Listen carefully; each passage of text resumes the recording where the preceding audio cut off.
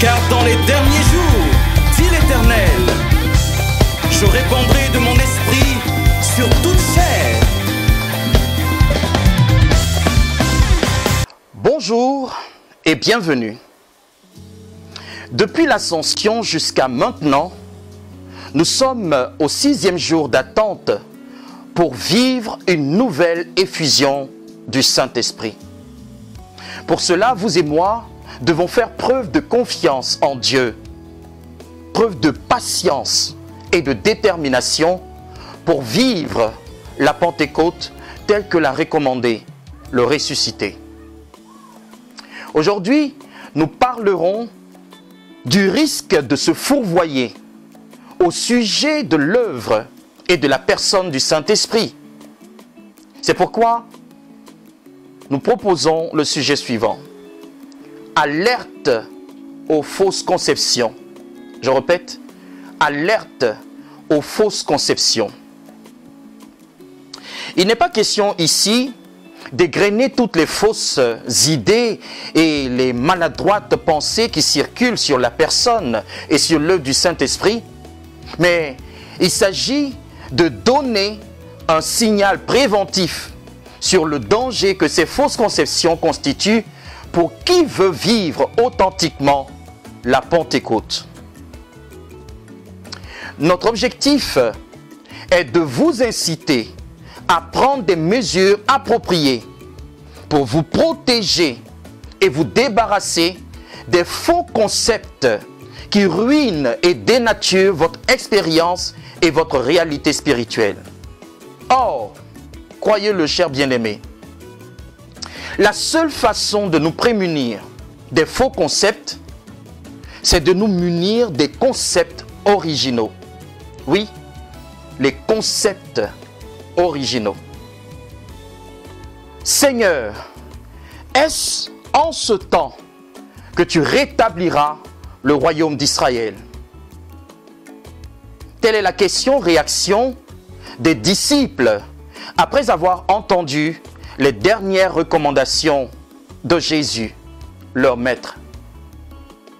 Manifestement, Simon-Pierre et ses compagnons s'étaient fourvoyés sur le sens et la portée du discours du Seigneur.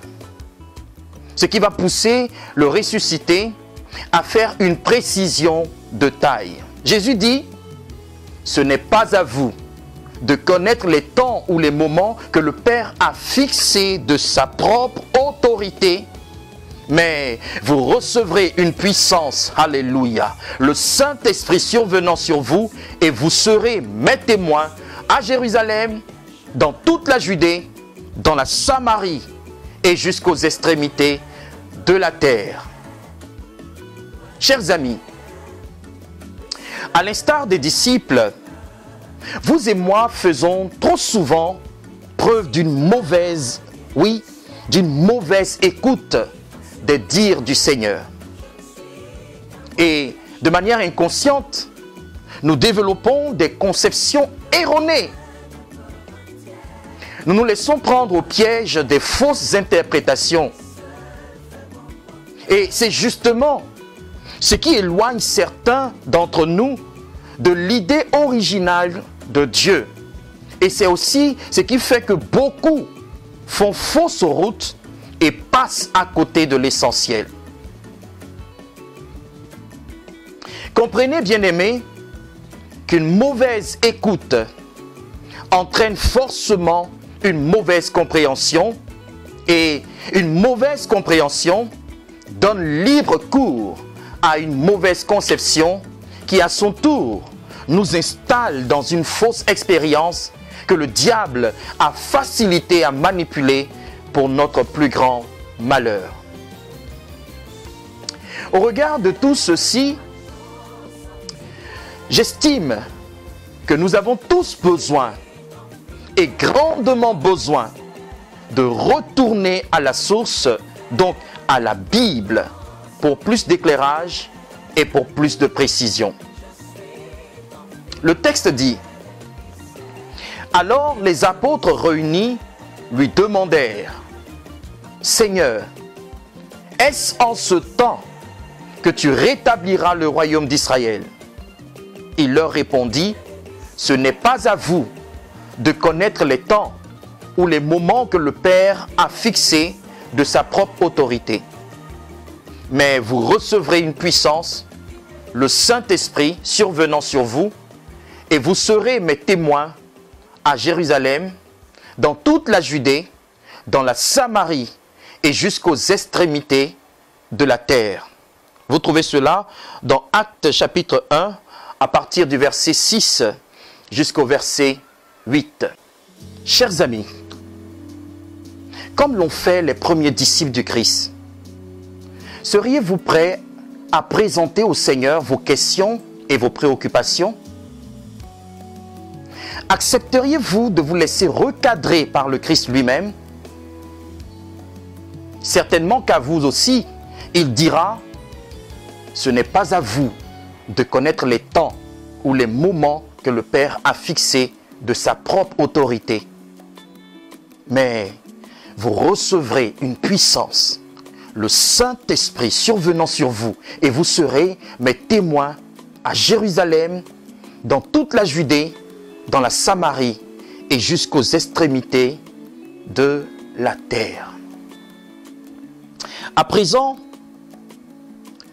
permettez que je cite deux passages bibliques qui nous invitent à faire preuve d'humilité et d'ouverture d'esprit. Dans le premier passage, celui d'Ésaïe 55, le verset 8 et 9, Dieu déclare ceci. Car mes pensées ne sont pas vos pensées, et vos voix ne sont pas mes voix, dit l'Éternel. Autant les cieux sont élevés au-dessus de la terre, autant mes voix sont élevées au-dessus de vos voix, et mes pensées au-dessus de vos pensées. Et dans le second passage que nous trouvons dans Éphésiens 3, verset 20, il a écrit ceci. Or, à celui qui peut faire par la puissance qui agit en nous, infiniment au-delà de tout ce que nous demandons ou pensons. Éphésiens 3, verset 20. Bien-aimés, ces deux références de la Bible indiquent clairement que les idées et les pensées des hommes, si religieuses soient-elles, ne sauraient atteindre celles de Dieu. Ainsi, le risque de se méprendre ou de tomber dans le piège courant des fausses conceptions est une réalité permanente pour chacun de nous. C'est pour cette raison que nous devons toujours nous assurer que nous agissons conformément aux idées premières du Seigneur, donc aux préceptes de notre Dieu. Vous savez, généralement, quand on parle de préceptes, on fait allusion aux règles, on fait allusion aux principes et on fait allusion aux lois, les lois à respecter. Ce qui est juste. Cependant, ce terme qui est très présent dans la Bible vient de deux termes latins. Le premier est prae, qui fait référence à ce qui est en avant ou à ce qui est premier. Et le second terme est capere, qui signifie prendre ou saisir. Comme vous pouvez le voir, le mot précepte est la contraction de premier et de concept. Il s'agit donc de la première conception, donc préconception, précepte. Si le concept est la source de la compréhension et le fondement de la communication, vous et moi devons réaliser que le premier à en faire usage, eh bien c'est Dieu lui-même. Par la communication, Dieu a choisi de transférer ses idées et ses pensées élevées, ses pensées célestes, à des êtres limités comme vous et moi. C'est à nous de comprendre et de réaliser cela pour faire preuve de grande humilité et d'ouverture d'esprit. les choses liées à l'effusion de l'Esprit ne se passeront pas forcément comme on vous l'a dit ou comme vous le prévoyez. Dieu est capable de déjouer vos calculs et de contourner toutes vos attentes. C'est pourquoi vous devez garder votre esprit et votre cœur ouverts et demeurer humble devant le souverain Seigneur qui se prépare à vous envoyer ses langues de feu. Alléluia. Notre texte du jour révèle que Simon-Pierre et ses compagnons, donc tous les disciples, n'avaient pas fait attention aux préceptes, donc au premier concept, ou si vous voulez, aux idées originales de Dieu au sujet de la promesse. Ils ont préféré écouter les recommandations du Christ avec les liens des fausses conceptions. C'est pourquoi ils posent la question suivante. Seigneur, est-ce que c'est en ce temps que tu vas rétablir le royaume d'Israël? Visiblement, les disciples étaient plus préoccupés par le rétablissement du royaume d'Israël plutôt que par les idées originales du Seigneur. Chers amis, avec quelle oreille vous écoutez les recommandations du ressuscité? Ne sentez-vous pas que vous êtes assourdis par des conceptions erronées qui vous empêchent d'entendre la douce voix des préceptes divins? Ces questions que je pose ici me concernent également. C'est pourquoi ma prière est que Dieu lui-même se penche sur notre misère à tous pour nous aider à saisir sa pensée élevée à propos de cet événement qui approche à grands pas. Cela va nous aider à réaliser que le baptême du Saint-Esprit, auquel plusieurs s'attendent en ce moment, est une œuvre exclusive de l'Éternel. Tel est, chers amis, le dernier point que nous verrons dans cette vidéo. Le baptême du Saint-Esprit, une œuvre exclusive de Dieu. Le Seigneur Jésus, nous le savons, a institué deux sacrements. Oui, deux sacrements. Le baptême et la Sainte Seine, tel qu'on le voit dans Matthieu 28, versets 19 et 20, et 1 Corinthiens 11, versets 24 et 25. C'est donc de lui que les disciples de toutes les générations ont reçu la charge sacrée de baptiser tous ceux et toutes celles qui se convertissent à la foi au Christ. Mais ils ont aussi reçu la charge de célébrer la Sainte Seine en mémoire de lui. Mais les choses sont toutes différentes avec le baptême du Saint-Esprit. Vous voyez, les trois indications mentionnées en Actes chapitre 1, le verset 5 et le verset 8 que nous avons lu plus haut, et qui décrivent la même expérience, soulèvent trois questions importantes qui, par la grâce de Dieu, nous aideront à faire la découverte d'une vérité affranchissante. Alléluia! Et cette vérité, c'est que le baptême du Saint-Esprit est l'œuvre exclusive de Dieu. Les trois indications en question sont les suivantes. La Bible dit, et c'est Jésus qui parle, il dit « Vous serez baptisés du Saint-Esprit ». Ensuite, il dit « Vous recevrez une puissance ». Et troisièmement, enfin, il dit « Le Saint-Esprit survenant ou surviendra sur vous ». Alors, j'ai trois questions. La première question est la suivante. Par qui serons-nous baptisés du Saint-Esprit? Deuxième question. De qui recevrons-nous cette puissance? Troisième question.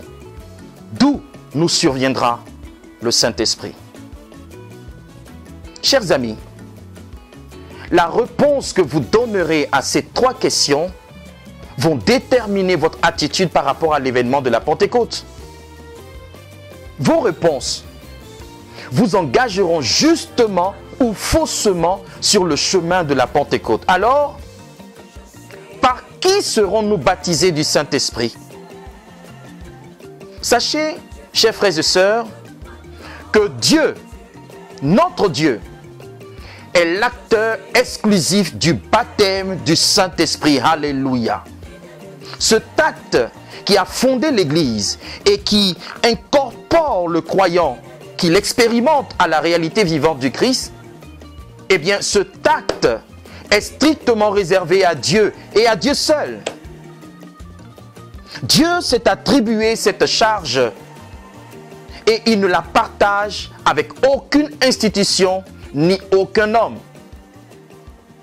Le baptême du Saint-Esprit ne peut donc être la spécialité d'un quelconque homme de Dieu ou d'une quelconque dénomination. Ceci devrait mettre un terme à cette course effrénée à laquelle certains s'adonnent de nos jours. Nous devons plus que jamais nous élever, faire mouvement vers Dieu et non vers un homme si onctionné soit-il. Celui qui a fait la promesse et qui n'est autre que Dieu le Père lui-même est fidèle et c'est lui qui le fera. Il est temps de réaliser et de réaliser plus que jamais que cet événement dans la vie d'une église locale ou d'une personne est la chasse gardée de Dieu lui-même. Deuxième question. De qui recevrons-nous cette puissance? Eh bien, cette question nous ouvre sur la source de la puissance que le Saint-Esprit est censé communiquer à celui ou celle qui s'y attend. Oui, bien-aimés, il est plus qu'urgent que nous soyons au clair sur la source de la puissance spirituelle que nous entendons recevoir lors de la Pentecôte. Si nos yeux languissent après des hommes ou des institutions humaines, nous courons le risque d'être visités par une puissance autre que celle de Dieu. Comme vous le savez, la source exclusive de cette puissance est Dieu lui-même. Et c'est vers cette source que nous devons nous tourner. D'où nous surviendra le Saint-Esprit? Troisième question. D'où nous surviendra le Saint-Esprit? Eh bien, la réponse à cette question est Dieu. Oui, ce Dieu qui règne dans le royaume éternel, c'est lui qui fait survenir de son sein le Saint-Esprit. Ainsi donc, l'expérience authentique du baptême du Saint-Esprit n'a rien à voir avec nos calculs liés au positionnement géographique ou dénominationnel. Vous voyez, plusieurs pensent qu'en étant ici ou en étant là, en allant auprès de celui-ci ou auprès de celui-là, alors ils feront une expérience réelle de la Pentecôte. Si vous pouvez vous élever à Dieu par la foi, peu importe le lieu, peu importe l'église ou l'homme de Dieu qui est en face de vous, le baptême du Saint-Esprit est une œuvre exclusive de l'Éternel. Alléluia.